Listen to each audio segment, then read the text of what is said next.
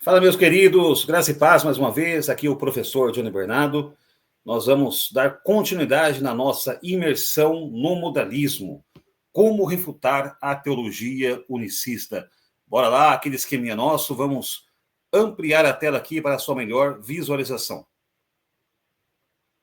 Hipólito de Roma e seu confronto com Noeto de Esmirna. É a partir de agora que o bicho começa a pegar, né, com perdão do uso do termo moderninho, né, em que os modalistas começam a serem confrontados por teólogos de peso, né, como Hipólito de Roma. Bora lá. Objetivos da aula. Destacar alguns dos principais fatos sobre a vida e filosofia de Noeto de Esmirna. Fazer uma breve introdução na biografia de Hipólito de Roma, sua oposição ao modalismo e livro Contra Noeto. Contexto.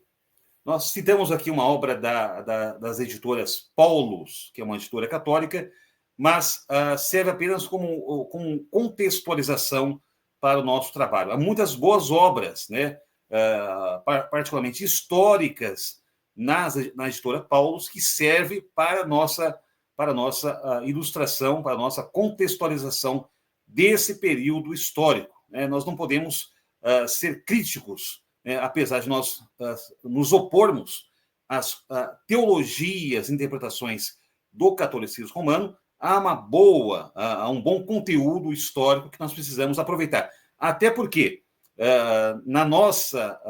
o nosso conteúdo em língua portuguesa das editoras evangélicas, protestantes e pentecostais são extremamente limitadas no que se refere ao estudo do monarquianismo modalista no seu aspecto histórico.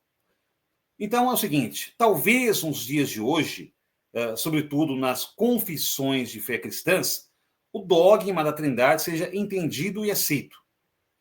Porém, nos primeiros séculos da era cristã, era uma tarefa complexa e desgastante admitir a divindade de Jesus, sem que isso fosse uma afronta ao monoteísmo.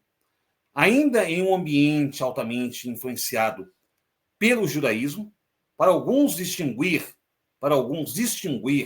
em Deus pessoas diferentes na unidade da divindade, parecia-lhes admitir mais de um Deus.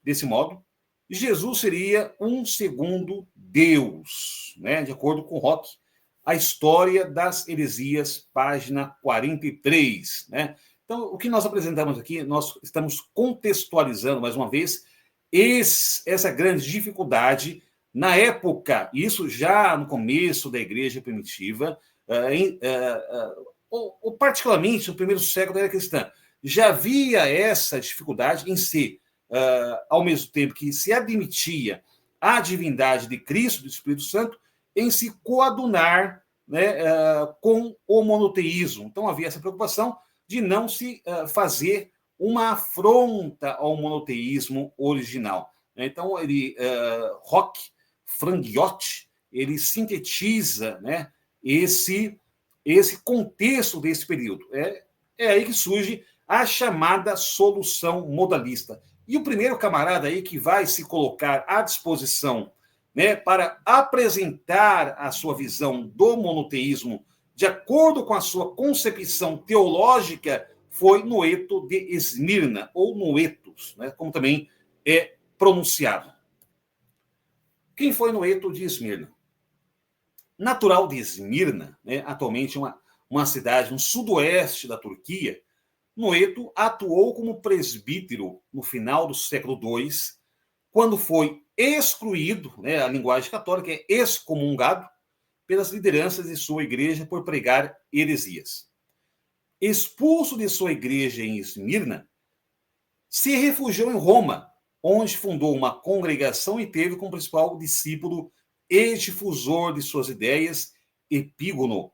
E este, por sua vez, tinha como discípulo Cleómenes, que, autorizado pelo Papa Zeferino, estabeleceu uma escola doutrinária em Roma. Então, Noeto, né, ou Noetos, ele inicialmente atuou em Esmirna, onde ele era presbítero. É um detalhe muito importante aí, que os pais fundadores do monarquianismo modalista, tanto Noetos, quanto Praxeas, quanto Sabélio, eram de origem cristã, eram presbíteros, eram bispos, tinham uma significativa influência sobre a igreja e eram reconhecidos por sua capacidade de interpretação da teologia.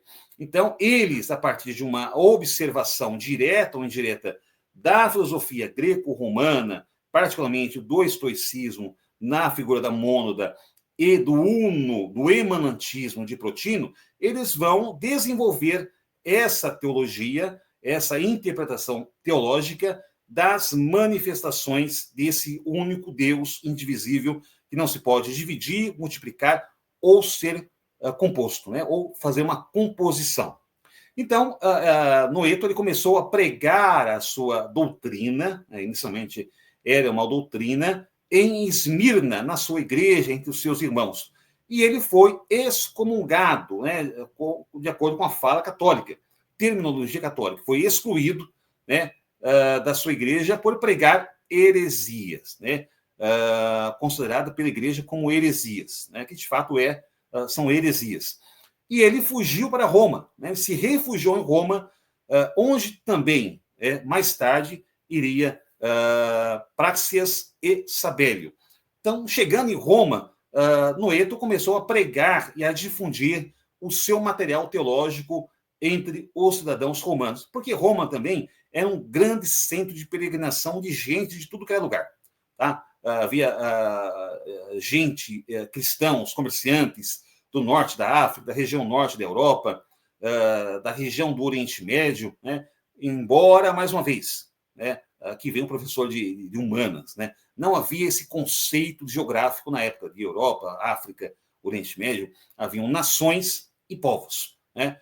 Mas, enfim, Noetos estava refugiado em Roma e teve como principal discípulo Epígono, que foi através de Epígono e Cleómenes, que era discípulo de Epígono, que as ideias de Noeto foi muito mais difundida em Roma, particularmente através da escola autorizada pelo Papa Zeferino, né, que autorizou tanto Cleómenes quanto Epígono a difundirem as ideias do seu mestre Noetus na cidade capital de Roma. Aí, Hipólito de Roma entra em cena, né? Noeto talvez pensasse que estava livre para pregar abertamente em Roma sem que houvesse oposição. Mas havia Hipólito de Roma que estava à disposição da igreja para fazer a defesa da reta ortodoxa. Antes de falarmos sobre a oposição feita por Hipólito de Roma ao modalismo de Noeto, vamos falar um pouco sobre quem foi Hipólito de Roma. Há poucas informações sobre a biografia de Hipólito, existindo a possibilidade de ele sequer ter nascido em Roma antes de 170 d.C. Segundo Fóssil, é provável que ele tenha sido discípulo de Irineu de Lyon. Então, assim como boa parte, né, dos teólogos apologistas e os próprios defensores da doutrina modalista, as referências historiográficas, biográficas, são extremamente limitadas, principalmente quando nos referimos a Noetos, Praxeas e Sabélio, são extremamente limitados. O que sabemos das informações biográficas desses autores, desses opositores, é através dos escritos dos pais, dos teólogos, que contestaram as suas teologias. Daí que muitos defensores do modalismo defendem que esses teólogos deturparam a biografia ou exageraram as biografias desses pais fundadores do modalismo. Então, no caso específico de Hipólito de Roma, nós temos pouquíssimas informações, como também há uma dúvida se ele de fato era natural de Roma antes de 170 d.C. Então, de acordo com Fóssil, é provável que ele tenha sido discípulo de Irineu. É provável. Não há uma informação conclusiva. Irineu, que era um bispo de Lyon. Oposição e exílio. Além de seu posicionamento contra o modalismo de Noeto, Hipólito de Roma se posicionou contra a eleição do Papa Calixto. e isso em 217, por ser esse muito conivente com o padrão com perdão de pecados, acabando por ser exilado na ilha de Sardenha, ali onde fica hoje a Espanha, né? Não havia na época, haviam reinos divididos, assim como também haviam reinos itálicos, né? E nós estudamos isso no período da Idade Medieval, e também Idade Moderna, pelo sucessor do imperador Alexandre Maximino César.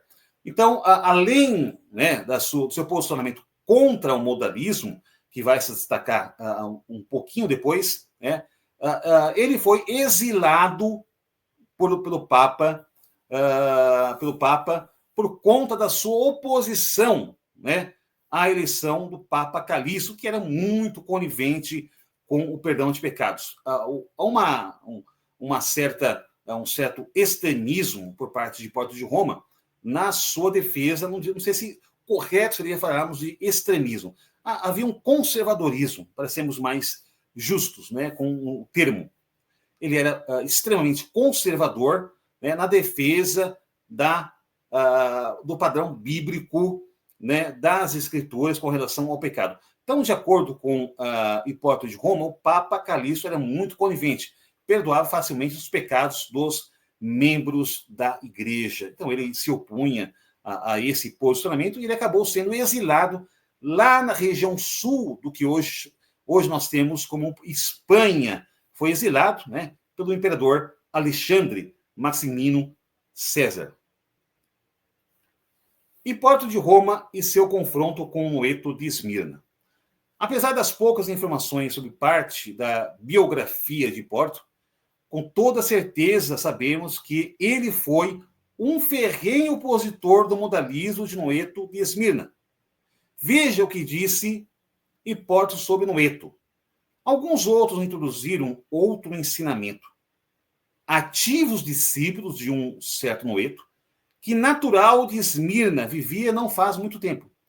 Esse, cheio de vão orgulho, se elevado pela soberba, ensoberbecido da presunção de um espírito estranho, afirmava que Cristo mesmo é o Pai e que o próprio Pai foi gerado, sofreu e morreu na cruz.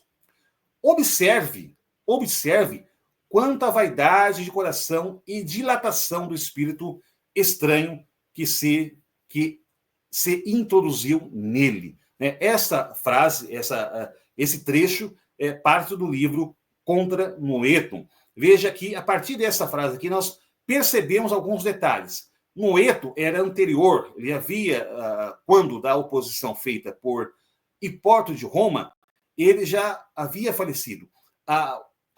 Porém, as ideias de Noeto continuavam ativas através dos seus principais discípulos e da escola que foi autorizada pelo Papa a funcionar em Roma. Então, quando Hipólito de Roma dirige a sua crítica teológica a Noeto, ele está dirigindo a sua crítica às ideias de Noeto, né? Porque Noeto já havia falecido. E era representado, né? Noeto era representado pelos seus seguidores. Então, Hipólito de Roma percebeu a necessidade de se fazer uma forte contestação às ideias de Noeto de Esmirna.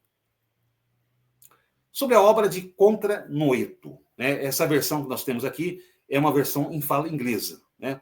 Também era a preocupação de Hipólito com a influência de Noeto, com as ideias de Noeto, que surgiu a necessidade de se desenvolver uma obra para denunciar e refutar o modalismo de Noeto. Escrito entre 200 e 210, Contra Noeto não sobreviveu completamente, sendo preservado apenas alguns fragmentos e citações em compilações teológicas e patrísticas. A obra foi redescoberta na Idade Média e hoje é estudada a partir de traduções e compilações críticas de textos patrísticos. Então, o livro de Hipólito de Roma Contra Noeto, ele foi produzido, desenvolvido durante um ano, entre 200 e 210 depois de Cristo. E como boa parte das obras do período acabaram se perdendo, os próprios manuscritos do Novo Testamento, os originais, os autógrafos, não sobreviveram. O que nós temos são cópias de cópias. Os livros dos pais, dos teólogos, muitos dos quais também não sobreviveram, né? Particularmente o livro de Contra Noeto, ele foi redescoberto na Idade Média por monges que estavam refugiados em mosteiros. Havia uma característica aí, os chamados monges, como os monges beneditinos, franciscanos, que se refugiavam em Roma. E tanto as obras teológicas do período aí dos 3 primeiros séculos, quanto também os grandes clássicos do período da Grécia Antiga estavam preservados em bibliotecas nos mosteiros durante a Idade Média. Como nós temos no Brasil a grande biblioteca do Mosteiro São Bento, em São Paulo, que tem obras desde o período colonial, passando pelo Brasil Império, Brasil Republicano, monarquia. Na Idade Média também haviam muitos mosteiros em que haviam bibliotecas em que estavam guardados livros ou fragmentos de livros e que eles eram estudados e trabalhados em traduções, né?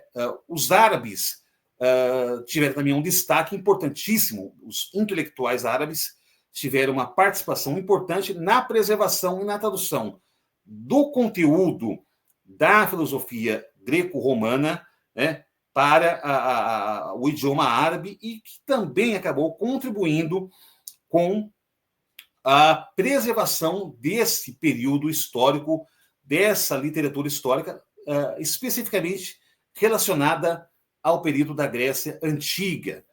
As obras da idade dos primeiros 3 séculos da era cristã, obras teológicas, foram preservadas em fragmentos através dos monges da Idade Média. Então, o que nós temos hoje de conteúdo do livro de Hipóteses de Roma contra Noeto é parte de compilações críticas de textos patrísticos. São a partir de fragmentos. Não temos a obra completa, né? Embora nós temos uma compilação do seu tratado. Citações. Como exemplo do posicionamento contrário de Hipólito contra Noeto, contra as ideias de Noeto, vejamos algumas de suas refutações em contra Noeto. Noeto, querendo apoiar a sua heresia, afirma: Cristo é o Pai, e o Pai é Cristo. Mas nós dizemos que seu filho é o Pai. Como pode ele ser também seu próprio filho?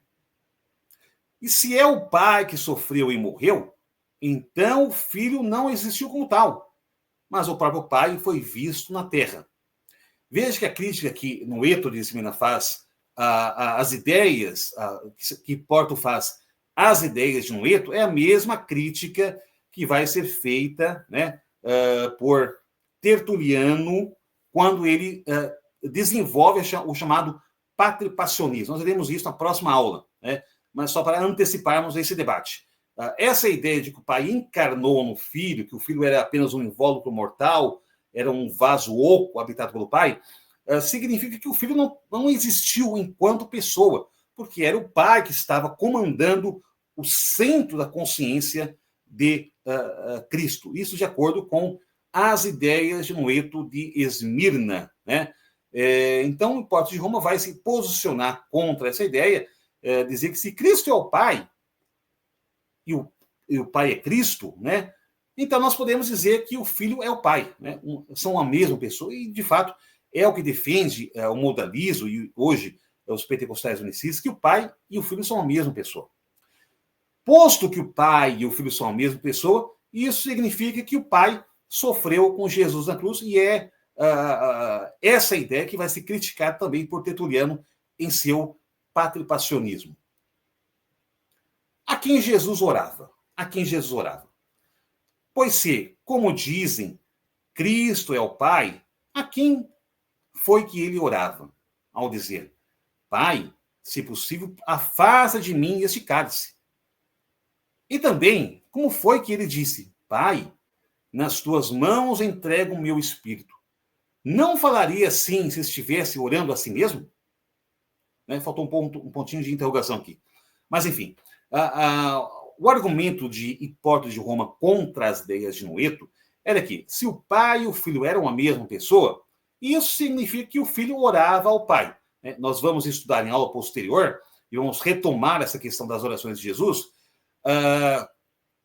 em que o monarquianismo modalista tradicional, há algumas correntes que se opõem a isso, dentro do próprio pentecostalismo unicista, defende que quando Jesus orava, ele não orava a outra pessoa, ele orava ao Pai, à sua natureza divina. Porque a interpretação unicista, tradicional, predominante, é que as duas naturezas de Cristo representam relacionamentos, ou seja, a natureza divina era o Pai, que era o Espírito que habitava em Jesus, e a natureza humana era o Filho, era o corpo, era um invólucro mortal, era a carne, né, que era habitada pelo Pai ou a natureza divina, né? Então, quando Jesus orava, segundo o modalismo predominante, a corrente predominante, Jesus orava ao Pai, que era a sua natureza divina. Então, cabe a argumentação de Hipólito contra Noeto, que se o filho orava ao pai, que era a mesma pessoa que ele consequentemente orava a si mesmo. Essa é a ideia por trás aí. Não há como o modalismo ou o unicismo refutar essa ideia. Então, quando você for fazer a sua argumentação, você precisa destacar essas contradições. Ou seja, se o pai é natureza divina, estava dentro do filho, consequentemente Jesus orava a si mesmo. E isso pode descambar para o que os esotéricos, os adeptos da nova era e os próprios gnósticos falam sobre a busca pelo eu interior, o voltar-se, o falar consigo mesmo, o refletir consigo mesmo. Seria basicamente isso. Jesus estava buscando o seu eu interior através da sua oração. Né? Fora que a argumentação unicista predominante dessa interpretação das duas naturezas argumenta que Jesus orou para servir de exemplo. Em aula posterior, nós vamos retomar isso e trazer mais algumas explicações. Pessoas distintas. Nós adoramos um único Deus, mas entendemos que esse único Deus é o Pai e o Filho. E sabemos que o Filho é distinto, mas não dividido. O Filho foi enviado pelo Pai e veio para fazer a vontade daquele que o enviou. Então, essa aqui é uma frase, um posicionamento teológico de Hipólito de Roma, em que ele diz o seguinte: embora acreditemos que Pai e o Filho compõem a mesma divindade, a mesma essência divina, o mesmo Deus, né, são pessoas distintas, né? Porque o Filho foi enviado pelo Pai. Isso está em João 3,16. Né? Se o Filho foi enviado pelo Pai, consequentemente, são pessoas distintas. Então, nós temos uma ilustração aqui, que é uma ilustração típica da doutrina da Trindade, que o Pai não é o Filho não é o Espírito Santo, e o Espírito Santo não é o Pai. São pessoas distintas.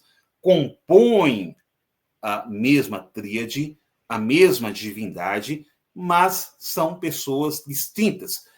Basicamente, quando nós comparamos, né, nos países republicanos, por exemplo, o Brasil, em que nós temos um único Estado, mas que tem como centralização, né, em Brasília, os três poderes, né, o executivo, o legislativo e o judiciário, né, apesar de todas as críticas que se faz aí nos extremismos políticos, né? Esses três poderes, na verdade, são um único poder que compõe o Estado brasileiro, né?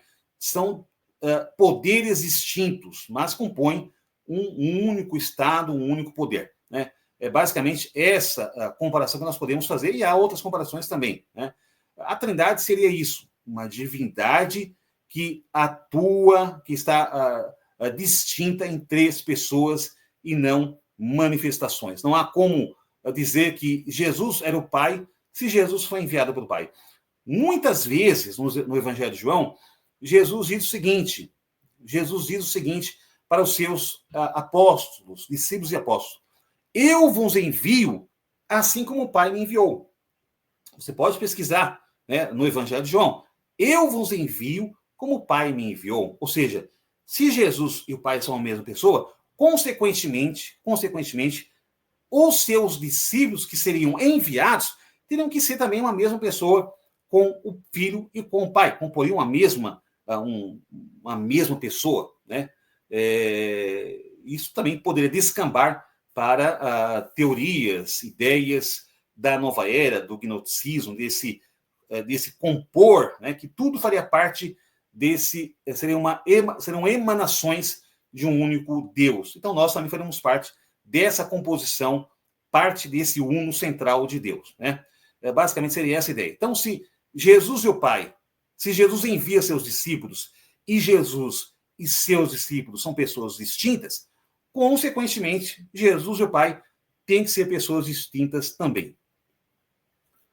Na próxima aula, veremos quem foi Praxeas e a oposição feita por Tertuliano em seu Contra Praxeas. Vamos dar continuidade no entendimento, né, desse período, desse contexto histórico, da oposição feita por Tertuliano. E é Tertuliano, né, quem vai desenvolver, sistematizar a doutrina da Trindade. Ele que vai criar, formular termos, né, que hoje nós utilizamos no estudo da doutrina da Trindade.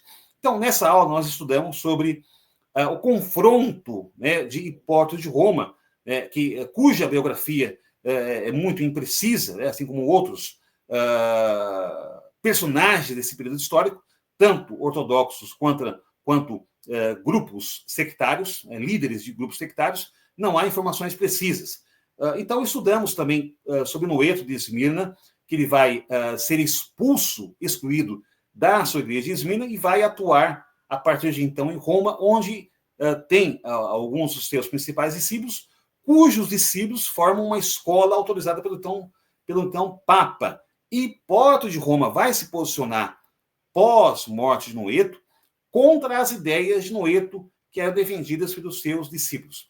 E na sua obra Contra Noeto, que sobreviveu através de fragmentos e compilações, Hipólito de Roma faz uma dura crítica às ideias defendidas por Noeto, que vão ser melhor trabalhadas por Tertuliano na próxima aula. Então é isso, pessoal.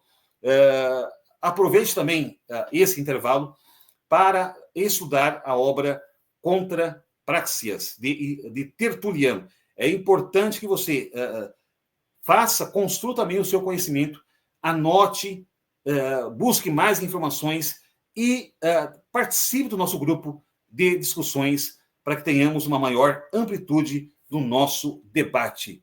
Forte abraço, meus queridos. Até a próxima aula.